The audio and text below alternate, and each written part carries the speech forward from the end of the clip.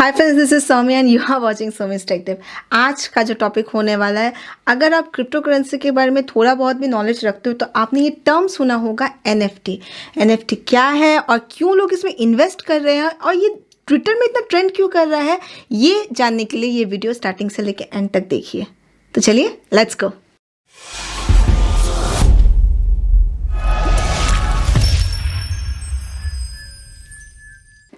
तो NFT है क्या और लोग इसके बारे में डिस्कस कर क्यों रहे हैं? देखिए, NFT एक्चुअली कुछ दिन पहले ट्विटर में ट्रेंड कर रहा था, तो मैंने एक उससे रिलेटेड वीडियो बनाया है क्रिप्टो करेंसी के ऊपर, ब्लॉकचेन्स के ऊपर। अगर आपको उनके बारे में नहीं पता, इन सब टॉपिक्स के बारे में आप नहीं जानते हैं, तो आप वो वाला वीडियो ज़रूर देखिए। मैंने लिंक डिस्क्रिप्शन में दे दिया है, आप एक बार से ज़रूर देखिए, क्योंकि आज का जो टॉपिक है उसके ऊपर हैविली बेस्ड है।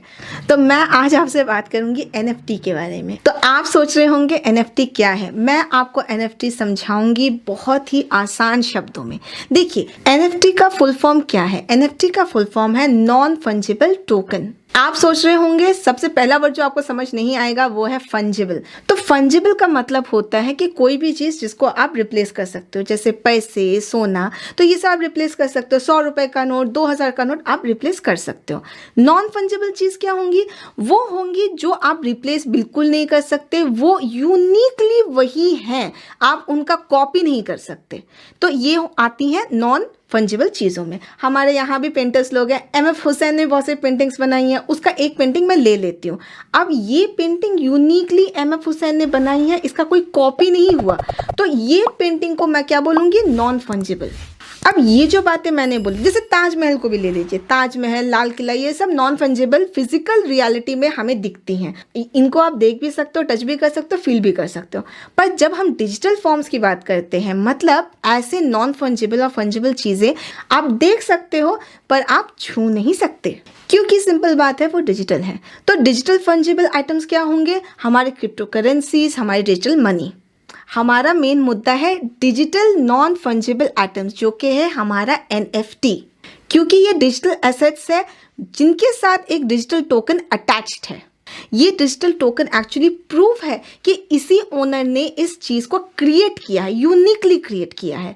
तो ये टोकन जो है, आप मान के चलो, ये एक डिजिटल सर्टिफिकेट है। आपको एक सिंपल सा एग्जांपल दे रही हूँ, जैसे आप सोना लेते हो तो उसमें एक ISI का हॉलमार्क रहता है, वैसे ही समझ लीजिए कि टोकन जो है वो एक डिजिटल सर्टिफिकेट है, verified by a lot of crypto currency miners. ये टोकन एक्चुअली वेरीफाइड होता है एक ब्लॉकचेन के जरिए, जो आपको बताता है कि इसका ओनर कौन है। अगर आपको ब्लॉकचेन के बारे में जानना है तो एक वीडियो में बनाई थी क्रिप्टो करेंसी के ऊपर, वो आप प्लीज़ एक बार देख लीजिए। NFT है डिजिटल एसेट्स जो ब्लॉकचेन के थ्रू वेरीफाइड है, सिक्योर्ड है। इनको किसी भी वे से टैम्पर नहीं किया जा सकता। क्यों नहीं किया जा सकता? क्योंकि अगर आप ब्लॉकचेन के बारे में जानते हो, अगर नहीं जानते तो आप ये वाला वीडियो देख लो, इसमें आपको आसानी से मैं आपको बताऊंगी कि ब्लॉकचेन का प्रोसेस क्या चलता है। लेकिन सेम वेज NFT भी चलती है और NFT भी उतनी ही सिक्योर रहती है। अगर जिनको ब्लॉकचेन के बारे में नहीं मालूम, उनको शॉर्ट में मैं समझा देती हूँ ब्लॉकचेन क्या है। ब्लॉकचेन में एक नया ब्लॉक क्रिएट होता है तो इसके 3 पार्ट होते हैं। पहला, डेटा, जिसमें ट्रांजैक्शन के बारे में इंफॉर्मेशन रहता है। नेक्स्ट है हैश, जो उस ब्लॉक का यूनिक फिंगरप्रिंट जैसे काम करता है। थर्ड पार्ट होता है प्रीवियस ब्लॉक का हैश।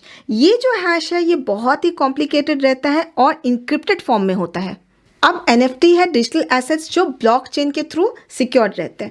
आपको NFT मिलेगा कहाँ? देखिए, एक साइट है OpenSea, जहाँ पे आपको बहुत सारे NFTs खरीदने और बेचने को मिल जाएंगे। मतलब आपके डिजिटल आर्ट्स जो हैं, एवेटार्स जो है, वर्चुअल फॉर्म्स जो है, अगर आप चाहो तो परचेस और सेल कर सकते हो with a lot of security. इसका मतलब है कि कोई भी हैकर किसी एक ब्लॉक को भी छू नहीं सकता। अगर वो किसी में भी छेड़खानी करने की कोशिश करेगा तो आगे वाले ब्लॉक्स में भी उसे चेंजेस लाने पड़ेंगे। अब मज़े की बात यह है, ये ट्रांजैक्शंस इंपॉर्टेंट क्यों हैं? क्योंकि ये सारे ट्रांजैक्शंस पब्लिक डोमेन में हैं और क्रिप्टो करेंसी माइनर्स जो हैं, जो कि लाखों की तादाद में हैं, 10 लाख के तकरीबन है, काफ़ी ज़्यादा ये संख्या है, इतने सारे लोग वेरीफाई करते हैं उस एक टोकन को। अब सोचिए कि आपने NFT लिया उसको कितने सारे माइनर्स लोग देख रहे हैं और उनका ट्रांजैक्शन का जो चेन है वो चलता ही जा रहा है और आपके ट्रांजैक्शन को वेरीफाई कर रहे हैं 10 लाख माइनर्स।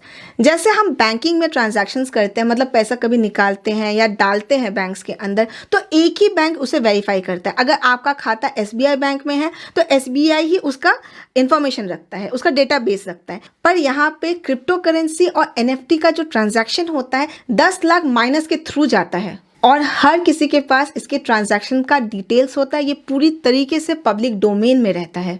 तो आप मान के चलिए इसके साथ छेड़खानी करना नेक्स्ट टू इम्पॉसिबल है।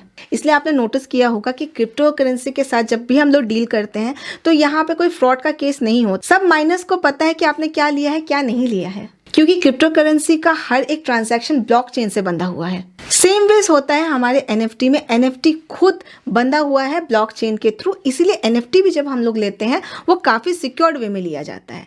अब बात करते हैं हम NFT ले ही क्यों। देखिए NFT प्योरली बेस्ड है हाइप के ऊपर। हाइप क्या है? हाइप का हिंदी का वर्जन है हवा। NFT एक्चुअली क्या है? डिजिटल एसेट्स है। जब भी हम लोग NFT को सेल या परचेस करते हैं तो वो एंटायरली हाइप के ऊपर चलता है। हाइप मतलब उसका प्रिज्यूम्ड वैल्यू मतलब हवा। उसका मार्केट में जितना हवा होगा उसका दाम भी उतना ही ज़्यादा बढ़ेगा। मतलब आप जो बिटकॉइन उसको देंगे उसको परचेस करने के लिए, वो जो प्राइस आप पे करोगे वो हवा के ऊपर बेस्ड है।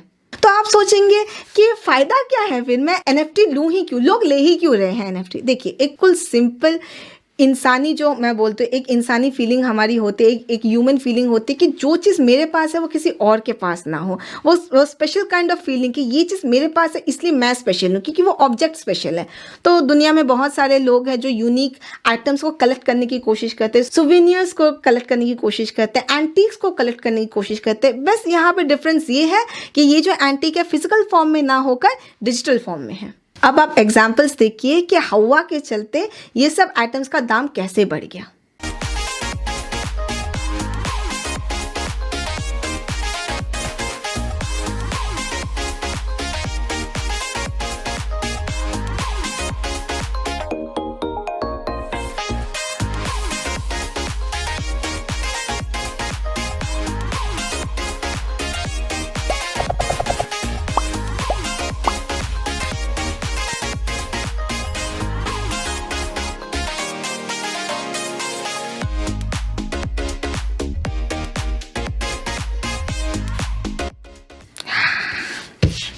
अगर आपने मान के चलिए $10 लाख का कोई NFT लिया और बाद में इसका डिमांड कम हो गया तो आपके $10 लाख सीधा गड्ढे में जाएंगे। क्यों? क्योंकि इसका दाम कम हो गया। NFT क्रिप्टो करेंसी के कंपैरिजन में काफ़ी ज़्यादा रिस्की है, क्योंकि क्रिप्टो करेंसी का जो वैल्यू है मार्केट में एक्सपोनेंशियली बढ़ रहा है, लेकिन NFT के साथ ऐसा केस नहीं है। आज जो NFT हिट है कल फ्लॉप हो सकता है। क्रिप्टो करेंसी से आप कुछ खरीद भी सकते हैं फिजिकल वर्ल्ड में, पर NFT के साथ ऐसा नहीं है। NFT कंप्लीट हाइपिंग पे चलता है। तो अगर आपके पास फिजूल का पैसा है, आप वेस्ट करना चाहते हो, तो आप ज़रूर रिस्क लेके NFT लीजिए। लेकिन आज जो हिट है कल फ्लॉप हो सकता है। ये इतना स्पेकुलेटिव मार्केट है। तो जो लोग अगर एड्स देख रहे हैं और ब्रेन वॉश हो रहे हैं कि हमें NFT लेना चाहिए क्योंकि हमारे दोस्त ले रहे हैं, बाकी लोग हमें बोल रहे हैं लेने के लिए, तो प्लीज़ ऐसे ब्रेन वॉशिंग एड से अपने आप को दूर रखिए।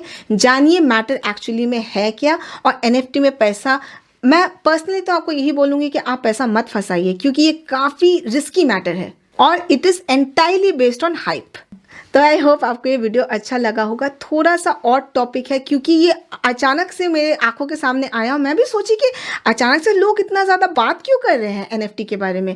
NFT में बहुत सारे लोगों का पैसा फंसा हुआ है और बहुत सारे लोग लॉस में भी जा चुके हैं। इसलिए just to make you aware मैंने ये टॉपिक लिया। आई होप आपको ये वीडियो अच्छा लगा होगा, यूज़फुल लगा होगा। अगर आप सोच रहे हो आपको इन्वेस्ट करना है तो बहुत सारा स्टडी करने के बाद ही कीजिए। मैं तो आपको बोलूँगी कि मत कीजिए, लेकिन अगर आप सिक्योर्ड हो, आप फाइनेंशियली सिक्योर्ड हो, तो आप ये रिस्क ले सकते हैं। आप NFT के बारे में क्या सोचते हैं ये आप ये कमेंट सेक्शन में ज़रूर लिख सकते हैं। मैं हर एक कमेंट पढ़ती हूँ। चैनल अच्छा लग रहा है तो सब्सक्राइब का जो बटन है ना उसको क्लिक कर दो, और जो बेल आइकन है उसको बिल्कुल क्लिक कर दो। तो मैं मिलती हूँ आपसे अगले वीडियो में। तब तक के लिए खुश रहिए।